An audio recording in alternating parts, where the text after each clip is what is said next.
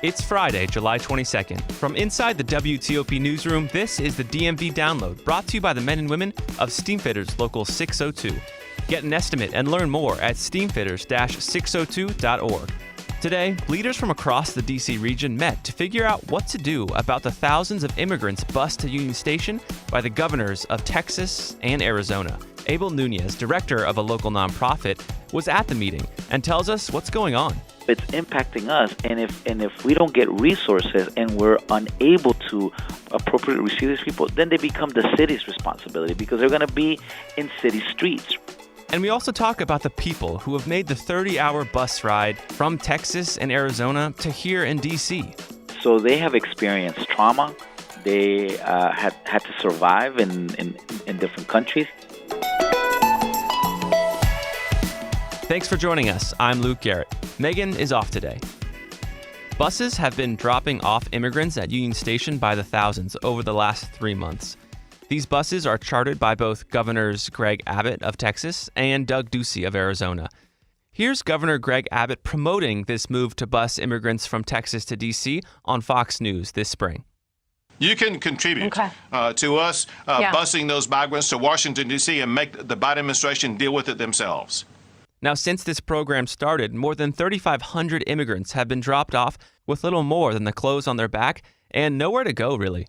Local nonprofits have filled in this gap, and one of them is CARECEN, a decades-old nonprofit that serves immigrants in the DMV. Abel Nuñez is the director of CARECEN, and he joins us now. So, Abel, your organization is working with these immigrants every day and seeing this all unfold. Tell us what's really going on the ground. Well, since April 13th, our organization, along with mutual aid organizations and Catholic Charities of D.C., we really responded to receiving the immigrants. We have to remember that when Texas Governor Abbott is sending those buses, he doesn't coordinate with anyone in the district, so he basically drops them off in front of Union Station. And so if there's no one there to actually receive them and say, if you need help, follow us, they will be just wandering on the streets, which is what he wants to do. He hasn't hidden that, right?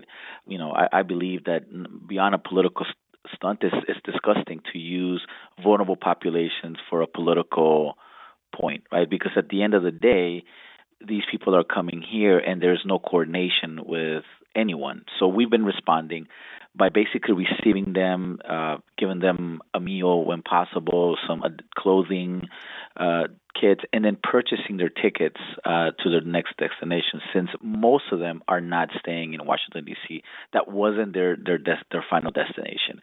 And so for us, we quickly try to get them out of the city, and when we can't, then we try to put them up in hotels while we figure out what their next move is. And there is a small group of folks out of those that come in, less than 10%, that really have nowhere to go. So for them, staying in D.C. versus any other major city is the same.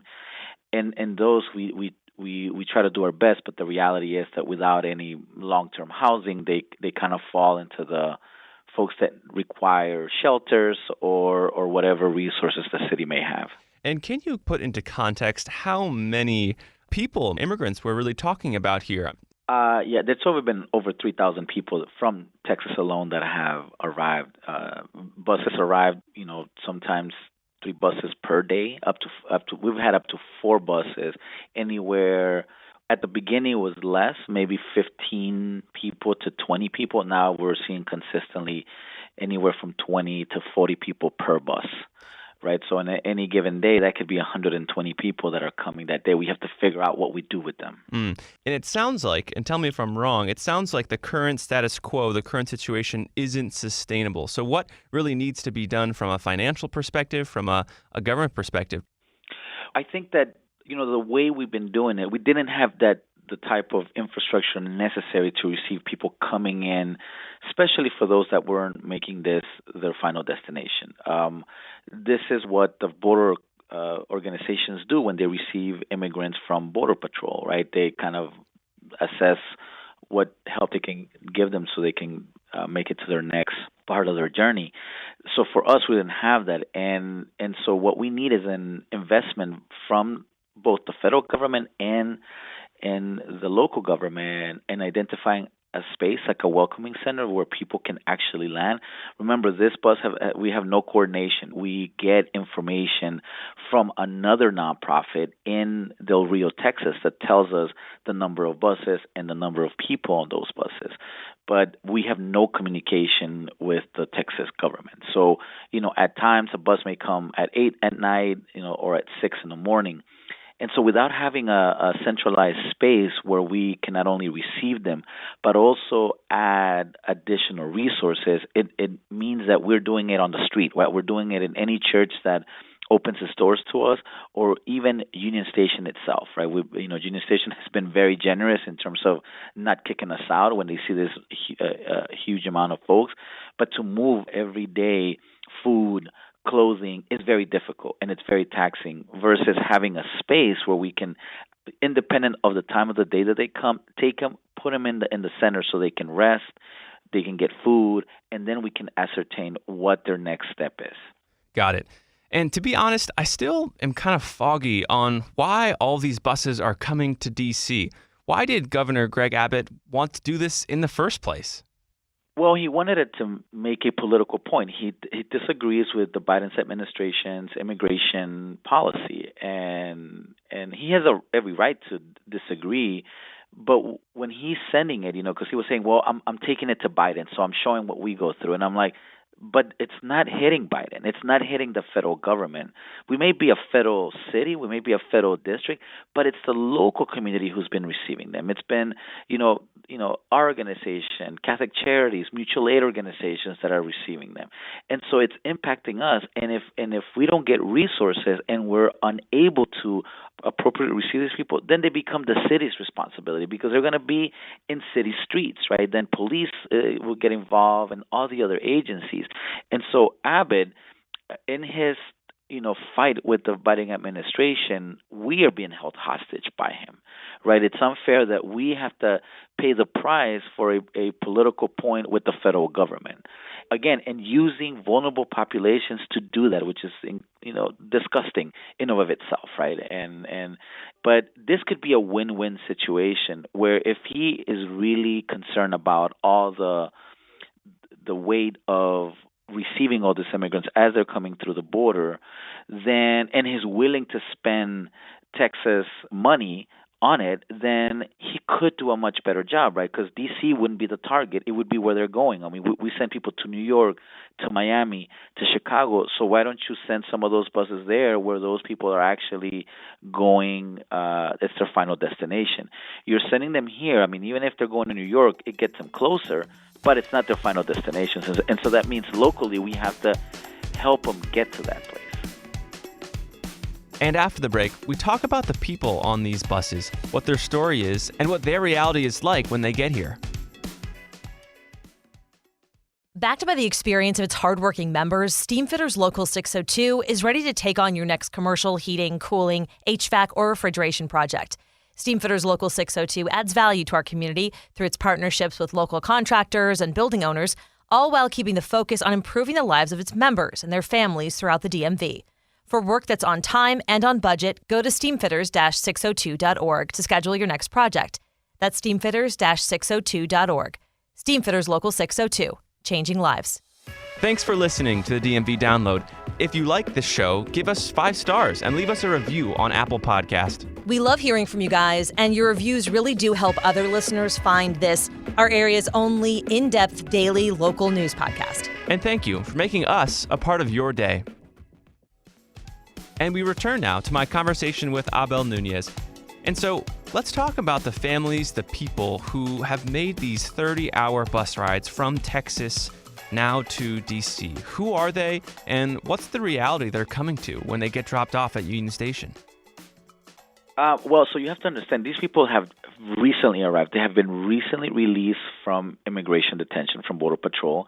They have been sometimes traveling through all of Latin America for months. We have some immigrants from Central Africa, particularly Angola and the Congo, that enter through Brazil and then walk all the way to the southern border.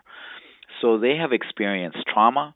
They had to survive in different countries, but they also, when they get to the U.S., have no sense of sort of the vastness of this nation, of how huge it is. So, when and I've been to the border, when they kind of show them the map of the U.S., it's still it's not in context for them. It's just a picture for them, right? And when you realize that from Texas to D.C., it's a huge distance, they don't get that. They don't understand the money, how expensive things are here compared to Latin America, right? So, for example, they're surprised that they can't get a hotel room for like $5 or $10, and we're like, yeah, that doesn't exist in the U.S., right? They don't get how expensive tickets are. They don't understand how expensive buying a lunch, at any store, whether it's a fast food place or compared to what they can get in Latin America. And so part of it is how do we receive them and give them the tools to survive in the U.S., not just immigration-related information, which they need, but also cultural competency so they can integrate better wherever their final destination is. And let's talk for a second about the local impact here. It sounds like local organizations are being pushed to their limit. So, what will happen if these, buses keep coming, which it sounds like they will, but the government, either federal or city, doesn't step in here and help? What will happen to D.C.? Well, what's going to happen is if we lose our ability to receive them, that means that, we can send, people to just usher them to Union Station, but they'll end up on the street, right? And when we think about even the shelter system, they don't even know how to access that. So it's easy to say, they're going to overwhelm our shelter system. But even initially, they don't come with knowledge of how, social services and health resources, housing resources work in the United States or in any city for that matter. So that means that they're going to be wandering the streets. They're going to be panhandling. They're not going to know where to go to use bathrooms. They're not going to know any of that. So they're going to create chaos for the city, and so the city is probably going to respond. That this is where police can get engaged, and not in a positive way. So what we're trying to do, and we're trying to work with the city, is to make them see whether you agree that, and we may agree that it's a federal issue, people are going to be in the city. And how do we manage this flow so it doesn't overburden an already burdened system of helping people that are houseless? Right. And so you're saying that there needs to be a federal and local response. And, D.C. regional leaders just met today about this issue exactly. So focusing in on a local response, what does, D.C., for example, need to do to address this problem, in your opinion? Well, I think that this is not going to be, it's not going to be easy, and it's not going to be cheap. The city will have to put some resources, but those resources is an investment so that the problem doesn't get worse, and that we're protecting the institutions that exist and the resources that exist to help the residents of the District of Columbia who require housing and other needs, right? So, and the other thing is that the city, as much as it is a burden to them, it is a city that has money. Right. It's been in the black for several years, so we're not a city that's underfunded. There's a surplus, and so I think this is the time that you can use that so that we don't cause needless pain to people that are just seeking protection and a better life for themselves and their families. And your nonprofit, CARECEN, has been around D.C. since the 80s. Can you put this current moment into context for us? Have we seen anything like this before? This flow is not new to D.C. The difference is that this time, there's an immigrant community that is maturing, that is able to pool resources, and we're trying to work with the city to really address them. In the 80s, when Salvadorians first came, there was nothing here for them. The reason why CARECEN exists, it was created to help integrate that initial flow, right? So So it's not something new, right? But we have short memories, unfortunately, in this country. And in the early 80s, it was the Salvadoran community that did it. Now it's this flow, primarily Venezuelans, Cubans, and Nicaraguans. And most of them are not even coming to the DMV to stay. Again, to them, it was just a bus ride to the region. So if we work more efficiently with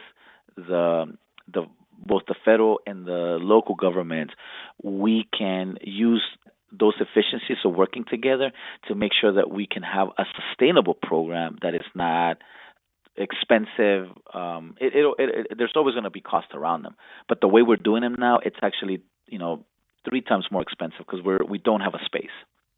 And so I think the city can provide a space for us when we receive them. The federal government can provide us more additional funds so that these people make it to their families, and then that their families begin to receive them and do the work of integration.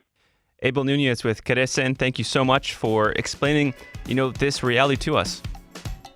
Sure, definitely. Thank you for having me. And before we go, we're going to address the elephant in the room. And by we, I mean Rosie and I. Rosie's here. Happy to be back. Sweet.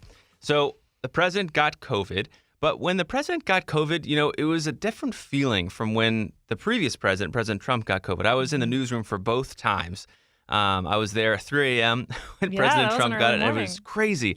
But yesterday, when President Biden got it, it was just kind of like, okay, this is big news, but it's going to be okay. It kind of marks a different phase of the pandemic, if you will. Yeah, absolutely. I was just thinking that too, watching the House hearing last night. Of course, Representative Benny Thompson has COVID right now. Anthony Fauci just, I think, recovered from COVID. It really feels like everyone is getting COVID from this BA.5 variant. It's so contagious. It's kind of, what's the word? Immunoevasive.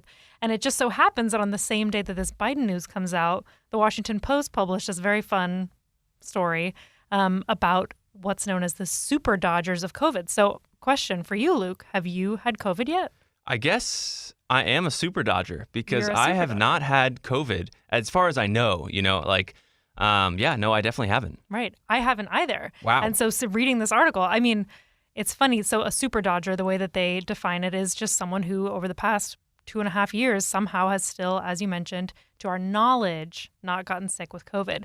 So it's just this funny thing where those of us who are super dodgers we're sort of proud of it. It's sort of like, oh, maybe I'm superhuman, or my masks are stronger, or I'm drinking this tea, or, whatever. There's some really funny stories in the Post article about people with sort of weird habits that they think might be protecting them. But it's a weird era to be in. Yeah, totally. For the record, I have not read this Washington Post article, but I do have kind of like a funky little thing that I do. I drink apple cider vinegar every day. Oh my God. So you have a thing I'm one that of these people. Oh my gosh.